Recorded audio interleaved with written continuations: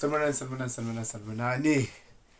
Happy Women's Day. So here in South Africa, it is National Women's Day to celebrate the beautiful women of this country. Just a bit of a history lesson. On the 9th of August 1956, you had 20,000 women marching to the Union Building, um, trying to go against the apartheid laws of carrying a passbook, so itompas. Um, this was obviously black women who, whenever they had to go and work as maids or whatever the case is, and men, but women had to carry this all around. So they were trying to fight against that. So 20,000 women of all races marched to the Union buildings in Pretoria just against that. So it's a big one for South Africa, and I know as South Africans we tend to not know the history of certain important holidays, um, but that's where the day started.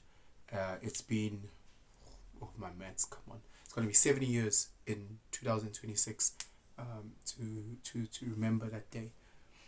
Today it's more signified to, or rather geared towards yini le nto le? To bring light to our women that get raped, GBV, any violence against women, women inequality. So it's more talking to those type of issues, rather than what it was when it started. And I was watching the news this morning, and I'm listening, and they're talking, and at the Union building, because they always do this celebration at the Union, they march the Union building, and I'm listening to the one news anchor lady saying, and oh, look at all these women marching at the back, and I go, how do you know they identify as woman?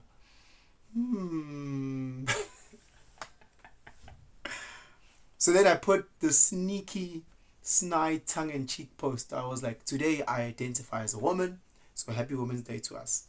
And then obviously all the comments start coming in, and people obviously on my WhatsApp, they know me and they know it's tongue-in-cheek, so they're obviously being cheeky back to me, which is great. And I'm thinking, and I was like, I wonder if I could put this on like a Twitter. And I was like, nah. Because again, it opens up to everyone, people that don't even know me and don't know what I'm trying to say. More than anything, it should be a discussion, because we're seeing what is happening in the West. We're seeing what's happening in America, where when we say Happy Women's Day, people don't know what a woman is to them. Like they don't know how to define a woman. So when you say Happy Women's Day, we don't know what to look at.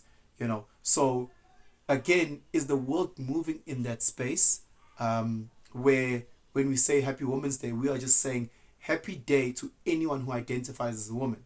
What's a woman? We don't know. We just know that you are one if you identify as one. What is a hijab? Well, a hijab looks like that, and it's got spikes and so I can't identify as a hijab. Well, I've thought that a woman looks like... No, a woman doesn't look like... A woman is all about an intrinsic feeling, and if you feel like that, surely that I can feel like a hijab. No, can't be a hijab, but you can be a woman. Okay, sharp. I don't get it. I hope a lot of smarter people can break it down to me in a way that makes perfect sense. I guess from a spiritual point, as Africans, if you're Twasa and I become Isangoma, if I go on that spiritual journey as Isangoma, traditional a doctor, healer, however you want to put it, if I want to go as Isangoma, I understand that I can at any moment have the spirit of my grandmother come into me and become more feminine, or have a spirit of, if you're a lady, have a spirit of your grandfather, and you become more masculine. Okay, sharp. I get the spectrum of masculinity to femininity. I get that. But for me to identify as a woman, I'm still grappling with that concept. And again, I hope I'm not trying to be overly offensive by just saying that I don't understand it, and hoping that others will then educate me and hold my hand and teach me around that. But again, I just hope, because we do live in a very dark world, that people don't take advantage of it. There's always people that take advantage.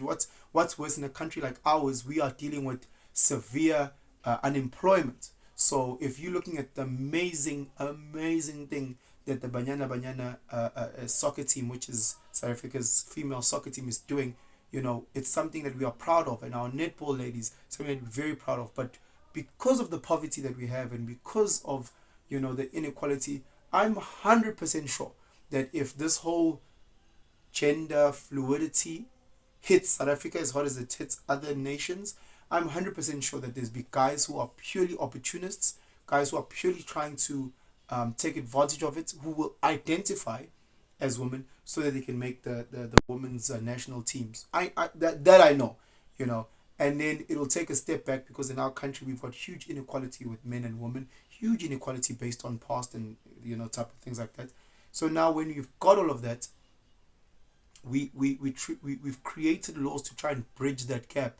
But now you have a person who then wants to identify as a woman in order to exploit and take advantage of those opportunities. So as beautiful as a day like this is and should be celebrated, and we should remember the queens that actually walked to the union building and tried their best and fighting for women's rights, but we also need to use a day like this to think and say, where the world is going, will days like this actually be significant? Will days like this actually exist?